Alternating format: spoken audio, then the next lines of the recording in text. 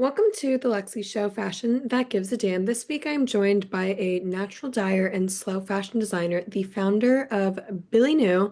Please join me in extending a warm welcome to Ceilidh Chaplin. Okay, so natural dyeing is at the base and center of all things that you do. Can you kind of walk us through this process? How did you get into natural dyeing? Can you tell us a little bit about how it works and all that jazz? Yeah, sure. So I moved to France about 9 years ago, and I was making overalls using these kind of sheets that I was finding in France everywhere. They're everywhere, like kind of old linen bed sheets. And I was making them, and they were in white. And I was like, oh, I really want to color them, but I didn't want to use toxic dyes. I just had a baby, and she was quite well. She was probably about 2 at this time, and was really into this kind of like no toxic, nothing anywhere. So I was like researching online about natural dyes or just dyes or non-toxic dyes, and I came across natural dyes. And I read somewhere that avocados made pink, and I just, when you have those moments and you're just like, okay, that's me, I'm done. That's what I'm doing from now on. I was like, I'm doing that. Tried to dye something with avocados, came out completely different from what I was expecting, but it was still really beautiful. Now I know why it came out the way it did, but yeah, it was like an addiction from like the get-go. So that's how I got into natural dyes, and then I just started like experimenting and playing around with dyeing different dye stuffs and colors and things from there. Now my process is kind of it depends what I'm working on, really, what I'm making, but I'm very much a kind of like throw it in the pot and see what happens kind of dyer. I'm not very much like, I don't really like weighing things. Obviously, I have an idea of what kind of results I'll get, but I really like to see how the dyes will just, what they decide to do on the fabric, I guess. I think that's so fun. Like, just throw it all in there, see what happens. That's the best kind of, process when it comes to, I feel like, art and fashion. It's just like putting things together and seeing what occurs from it. Yeah, it's nice. Sometimes you do get some fails and can be quite disappointing, but always, as with everything, like when you have a Yeah. big fail where you learn the most. Yeah, and also I do a lot of I do primarily garment dyeing, so I make all my garments first before I dye them, which can be quite scary as well sometimes because Yeah. if you mess up, you're just like, oh, I've wasted a whole garment. I definitely can imagine that if you are making something and then also then proceeding to diet, like that can be very stressful. And if it doesn't go the best, that can be heartbreaking as well. I feel like that's all just, it's part of the process, It's just like it sucks and it's sad and then it's like, okay, but I'm gonna learn from this and move forward and not do maybe make that mistake again. Yeah, or often if I feel like I've made a mistake, then I'll just keep that thing for myself. It's rare that I gift myself the things that I've made. So yeah, often the mistakes will be mine. That's how I'm like not very good when it comes to sewing. I'm not good, but I'm not very precise, I would say. Like I get kind of I hope I want the finished product. Like I'm like, oh, Yeah, I yeah. just like I start sewing and I'm like I'm really ready for it to be done. And so I think oftentimes I'll gift myself the things that I've taken the least amount of time on that the seams are all messed up because I'm like, you know what? This I don't care. Like it can just go to Yeah, me. yeah. Yeah, yeah. I know that one. You know that one well. Well, how does your motto, you have a motto, we rise by lifting others, kind of dictate your approach with your business? I guess I just really like that because for me, it's kind of a win-win situation. If you're supporting someone, well, this is how I my perspective anyway, is that if I'm supporting someone, that's like enjoyable for me. But often, if you support someone, then it could be reciprocated. So I guess that's like what I mean in basic terms. But really, what it means for me is just I enjoy collaborating, and I feel like every aspect of my business is better when I have someone else involved. And if I have them involved or if I enjoy their work, I just really enjoy supporting other people and like shouting their kind of talents from the rooftops, like just being like these guys are great, let's all go. Do you know what I mean? I just really enjoy the the support aspect of what you can do in a business supporting each other. Yeah. Well, I think that's so important. I think that's something I've really noticed when talking about like things in the sustainable, ethical side of things, where it's like we're, the fashion industry is a very competitive place, but I feel like when you meet people that are interested in this more um, ethical, sustainable side of things, we're all kind of reaching for the same goal. And Yeah. it's more about like, okay, how can we work together to reach said goal rather than like, I need to be here and there's no space for you. And like, like that kind of mindset that I feel like we more commonly see in like the other Yeah, side just of the fashion industry. there's space for everyone. Like this is what I believe deep in my bones. There's just space for everyone as long as like we can be doing the same thing, but coming at it from our unique kind of perspective will make it a different thing. And I just really believe, yeah, that there's space for everyone. And I'm not really into this kind of I think it's quite an old school mindset of gatekeeping things. And yeah, I believe that like we should share.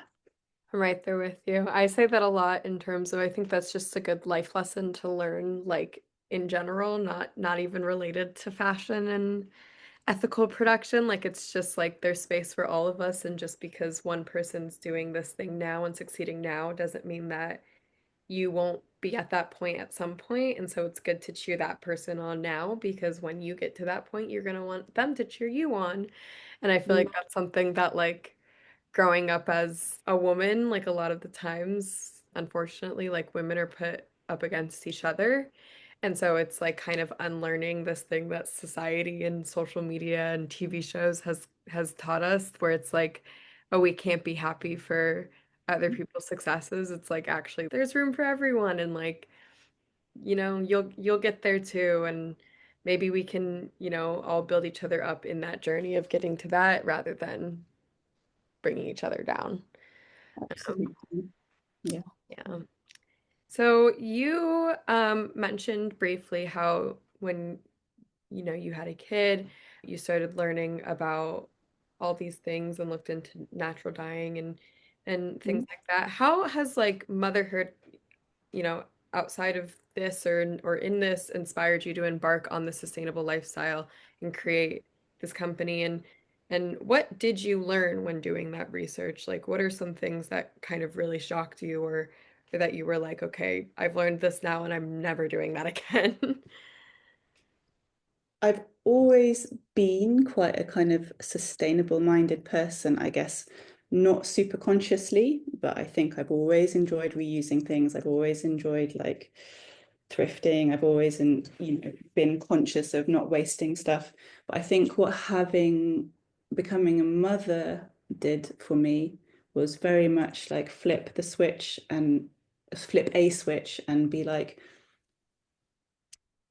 I'm planting seeds now for future generations. And it's like the mindset of planting seeds now for future generations and not that I might not necessarily get to reap the fruits or the benefits of what I'm doing right now. And I think in terms of sustainability, that's a really important thing to think about because it is, that is why we're being sustainable because we want it's not just for ourselves. Yes, we don't want to live in a world that's like been polluted and that's falling apart, but also we want that for our children. And that's really like where the kind of consciousness switch happened for me. I'm not sure I can think of anything specifically that like shocked me because I think it's just so obvious, like the grossness, Yeah. like mass production and anything. I was vegetarian and vegan for a very long time as well, and I think that industry really grossed me out, Mhm. maybe even more than the fashion industry, because I think that came before my kind of like relationship with fashion. So I think I was already prepared for how yeah how gross it can be. Yeah, that makes Just sense. in humanity, the kind of like greediness, this kind of like yeah like yeah, greediness, I guess. Mm. Yeah. It's unfortunate to see for sure. I think that's like what you're saying is so important too. And I feel like I just wish that more people kind of cared like that because I feel like sometimes like when you mention like, oh, like don't you want this for your kids and your kids' kids and future generations to come? Or don't you want this for the garment workers that are working and making our clothes? And don't you want this for this? Like so Mm. many people, that's not like the wake up call that you wish it was.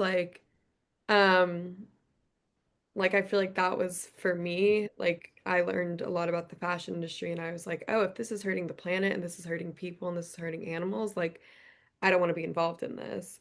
But a lot of people, I feel like it doesn't just take that. It takes like, okay, how is this affecting me though? And I'm like, I wish Mm. more people thought kind of outside themselves because this is affecting you and you might not Mm. see it right now, but when you do have kids or when those kids have kids or when this happens or that happens or like it's gonna at some point be hit you and you're gonna be like, dang, I wish that I Mm. stopped shopping from that brand earlier on or stopped doing this or stopped supporting this. And it's like, I just wish that I could shake everyone and be like, come on, like change your ways, please. Yeah, I know what you mean. It can be just so frustrating, but I think my way around that is trying to offer inspiration and not necessarily making it about them having to change their perspective or like to see what I can see, but maybe like they just enjoy the way I do something, and that might kind of have a domino effect on them leaning into a different perspective, really subtly, but yeah, because the frustration, it can get overwhelming sometimes. Yeah. It's But it's not I honestly necessarily.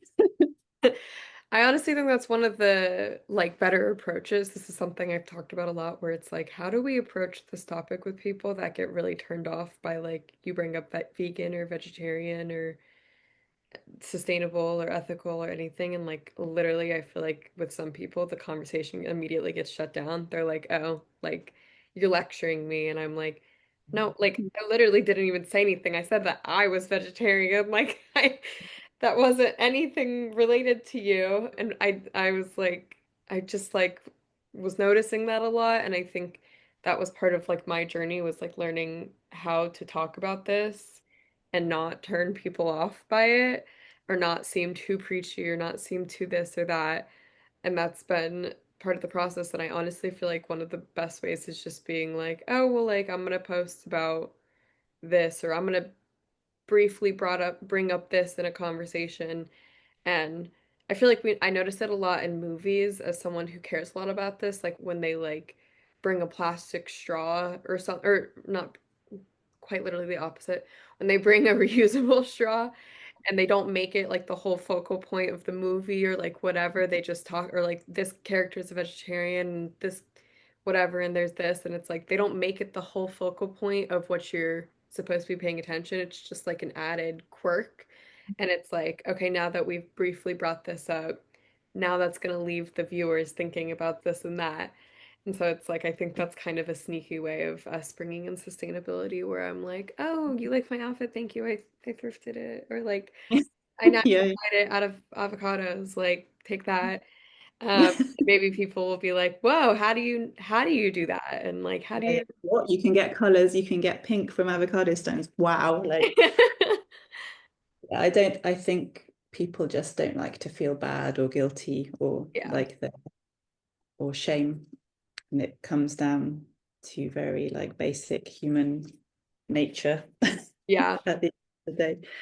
But yeah, making things fun or appealing or beautiful or inspiring or interesting is just like, yeah, that's how we can get them in. Reel those people in.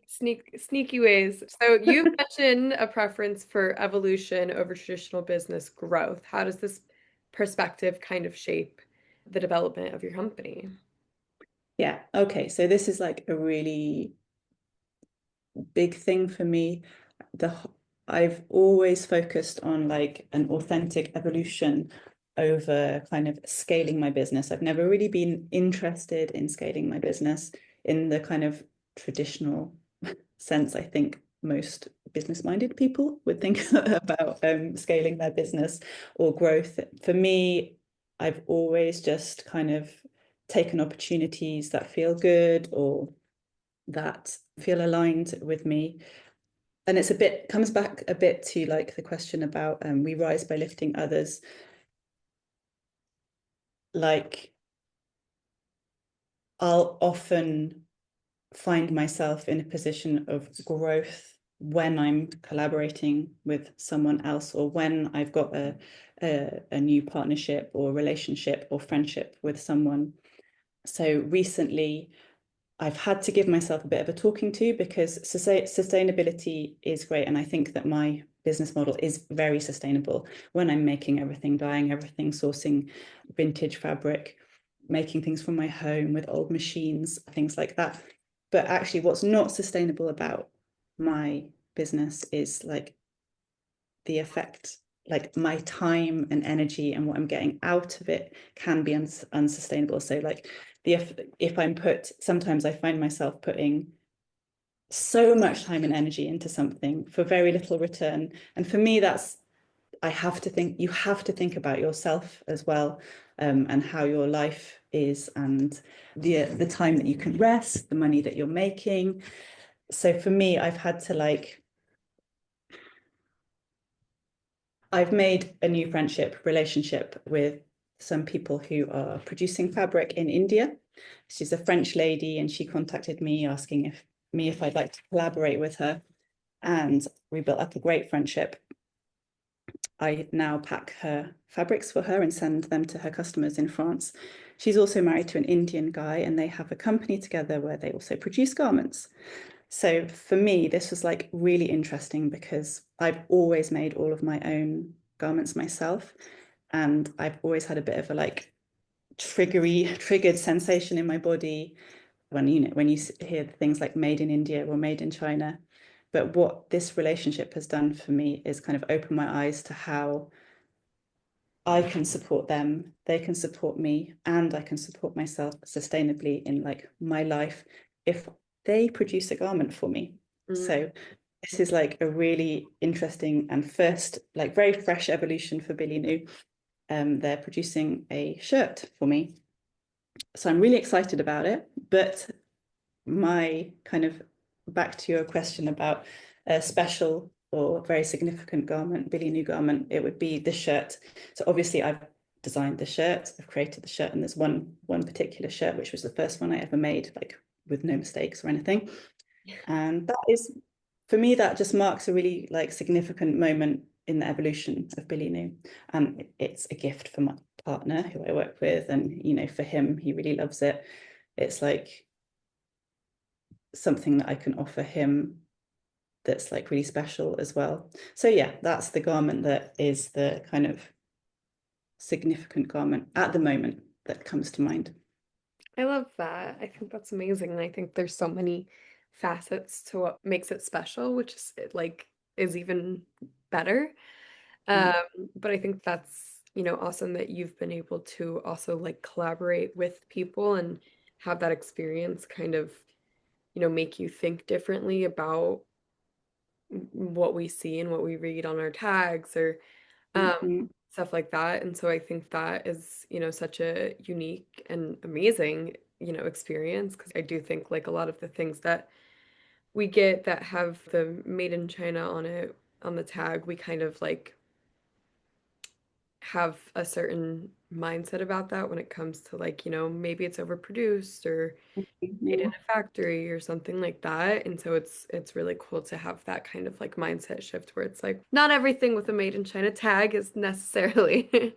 Exactly. Everything is unsustainable. Why do we like they're really talented garment makers in China, India, Indonesia, Portugal, everywhere, they have an enormously rich kind of history of garment making and artisanal fabrics and stuff.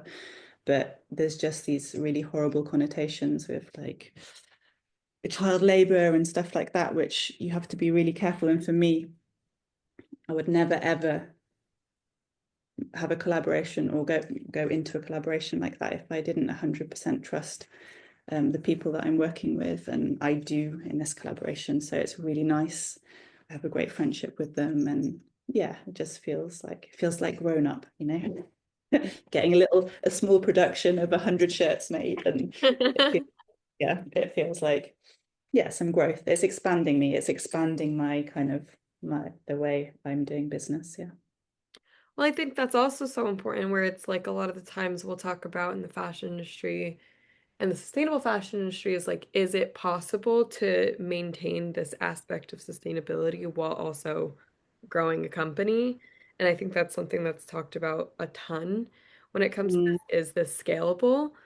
mm, But I also think it's so great. Like, one of the best things out of having a podcast is being able to talk to so many amazing people that like you see so much greenwashing nowadays and so many brands that are like, oh, I'm going to release a sustainable line because sustainable is a big trending term right now. And it's like, mm, okay, well, that's not why we want you to do that. We want you to think about this and think about where your money is going and think about how a garment's made and all aspects of it. Think about how it's going to, come back to your brand after a person's done using it, or if you can mend it, or how to recycle it, or how to whatever, and do this and that and this. And I feel like we see so much of these brands that like don't really care, and like having this opportunity to be able to talk to you and so many other great people where it's like I feel like I get to experience having great conversations with people who have companies that really care, that like mm, the whole mindset was like, oh, sustainability, oh, working with people that I 100% trust and agree with everything that they're doing, and working with this and creating things that I really care about. And then it goes back to like the evolution rather than growth, uh, mm. because it's like I'm not necessarily doing this to make $1 trillion. I'm doing this so that I can produce stuff that I love and have people wear it and get, if wearing this item makes them think more about sustainability or ethical production or natural dyeing, like that's a win. So I think that's really powerful. I've definitely gone through phases as well where I question like the fact if making anything new is sustainable. And I do believe that it's important to create, and I don't think there's anything wrong with creating new stuff, but definitely to create it in a conscious kind of just a non-greedy, caring way is really important. Yeah. Yeah, I mean, I think it's I don't think it's necessarily feasible that we're gonna stop creating new things anytime soon. Like, Definitely not on the um, cards, I yeah. think. So I think it's just rather than pushing everyone to stop making stuff, at least get pushing them to, if you're gonna make something, think about the effect it's gonna have. And again, those steps. Who's making it? Are they getting paid like, a good amount of money? Are they working in a safe place? Do they have these benefits and this healthcare? And then once you have the piece, what is it made out of? Is it built to last? If I wash it, is it gonna, release 1 trillion microplastics into our water stream? And then after that, okay, the person has it. Are they gonna take care of it? Can we teach them how to take care of it? If they don't want it anymore, how are we gonna ensure that we get this item back to us, or that they don't just throw it out? And so like, if you're going to create something new, I think it's those steps that we hope to encourage people, that maybe Yeah. just think about that for a second. And if not all of those steps, at least like a good few of them would be great. But I think something with owning a business is the challenges that you run into. So what have been some of the biggest challenges in maintaining a slow fashion brand, and how have you overcome them? Honestly, I think the biggest challenge sometimes is just to keep going. Mm. Like it's so for me personally, I know everyone's experience is different, but for me, it can be so up and down in terms of sales and security and like just unsure, like you're unsure all the time of like what's next or if people are going to continue enjoying your brand. And for me, it's just like, yeah, do I continue? Do I continue? Like that's the daily battle I have in my brain. And I do because I realize, that is what I absolutely love doing it. So I'd probably be doing it anyway, even if it wasn't like a business or even if I wasn't sharing it as a business. But yeah, overcoming it, I just find I work a lot with my partner, he's not my husband, but my baby father. And he's a filmer, photographer, and we really enjoy working together. And the pleasure of creating, I think, is what helps me anyway overcome like any tricky moments I have within the business. Yeah, that's amazing. I think part of being in definitely a business owner. My parents have a business together, and that's I think been helpful is like okay, like the two of them can kind of have each other to support each other. Um, I also think that the two of them working together led to a lot of fights at home, and so then they had to balance that. They were like, actually, let's for church and state, let's not bring this home. But I think that part of, again, being in the sustainability industry is like sometimes it can be a lot. And I'm sure having a business as well can be a lot. And so it's having that aspect of community is so important. And that's something that I always tell people when they're like, how do I start being sustainable? I'm like, first of all, at some point you're going to be like, why the heck am I even caring about this? The world is a dark and scary place, and you're gonna have a lot of climate anxiety. And the thing that's helped me the most is like surrounding myself and talking with amazing people that also care about this stuff so that you feel encouraged to keep going. Yeah. I think that's so important. But BillyNou is described as an easy wear, easy conscious brand. How do you, I think something that's also talked a lot about in this industry is like, how do we stay sustainable and stay cute and fashionable and all that jazz, which I think is a misconception. Sustainability is hot, guys. But how do you balance kind of this comfort, sustainability, and aesthetics within your designs?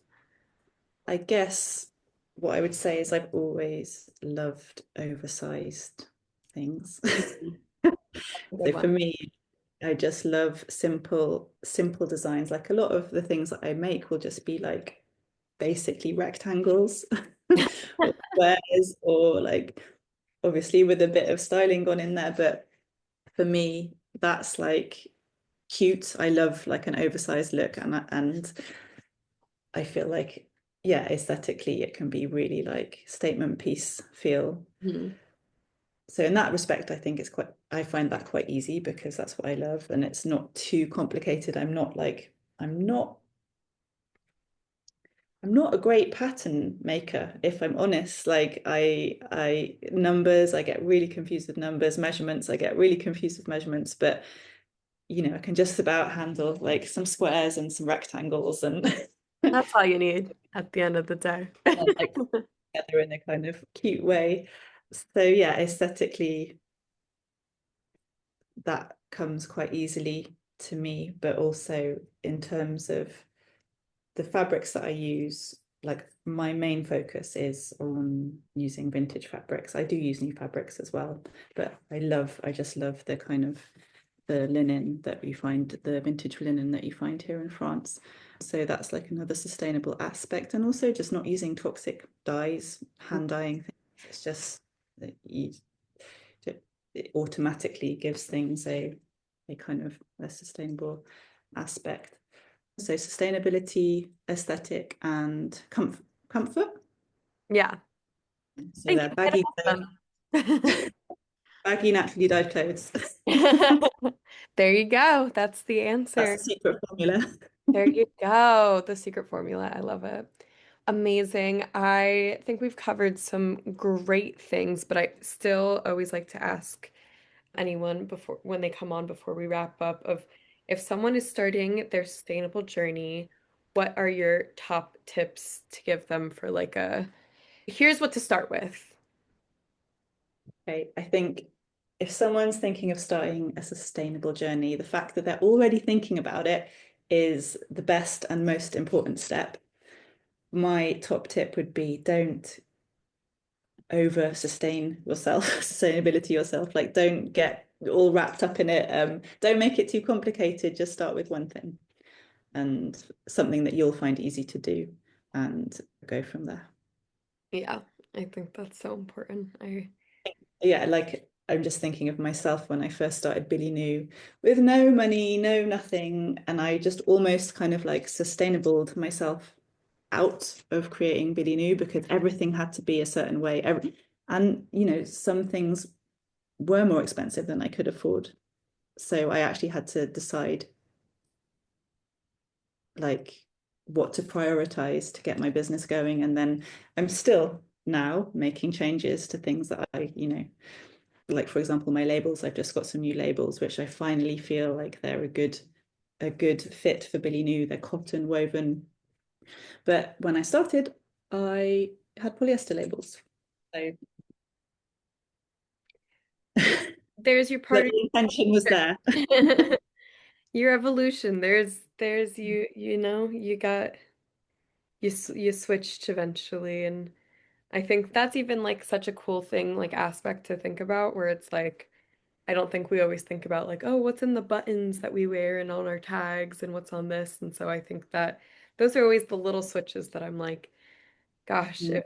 if every brand just started doing this with their tags instead of that, that would it seems like a small thing, and it is a small thing, but it would save so much plastic in our waterways and this and that and all that jazz. So I think that that's really cool and no, I completely agree. I think that's part of like the thing that can stall us is like this aspect of being like a perfect, sustainable human being. And it's like that's quite literally Possibly a juxtaposition. Like that's not gonna happen. Like that's impossible. Impossible. Like impossible.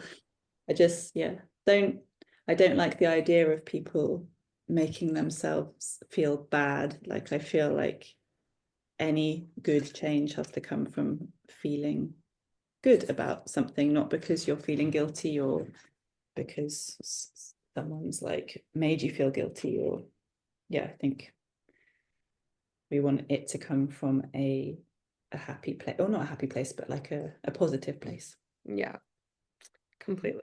I think that's what should stem a lot of the things we do, whether it's your sustainability journey or eating healthy or going to the gym or wearing this or wearing or doing this. It's like it should all start from like a positive. I want to feel confident. I want to feel good in the decisions I make with my wallet and the money I spend and all that jazz. And I think that's such a great way of getting into something and kind of sustaining it is going about it positively. Because if you're like every time I use a plastic water bottle instead of a water bottle and I like that I use that as like a well, I should just stop being sustainable, then it's like, well, eventually we're gonna have to make a mistake. Eventually we're gonna use waste. It's better to just I always say it's better to just pat yourself on the back for the things that you're doing right and not beat yourself up too much on the things that you can't do. Absolutely agree. Amazing. Where can people find you on social media if they want to check out other things that you're working on or buy something from BillyNou or all that or just learn from you? So my website is billynou.com. That's where you'll find all like my latest drops and offerings. I have some natural dye beginners courses for any of you that are interested in learning to natural dye. I also have a YouTube channel, which is also BillyNou, where I share kind of some tutorials and tips about natural dyes and natural dyeing. Instagram is my main social where I share most of my stuff. Um, and that's BillyNou underscore, I think. But anyway, you type BillyNou, you'll probably find me. Amazing. Perfect. Well, everyone go and do that. And thank you so, so much for coming on and chatting with me today about sustainability, about BillyNou, about yourself.